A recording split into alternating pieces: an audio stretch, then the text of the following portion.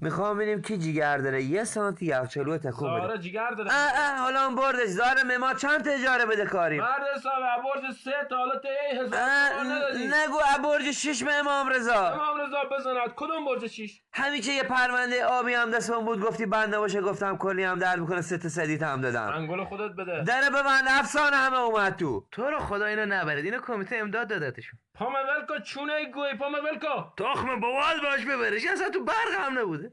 بلند شد تو هم پشت رود محرمونه چونه گویی هم هیکلته. ای بچه مریضه که اینجوریه. طلب داری طلب تو برده برو.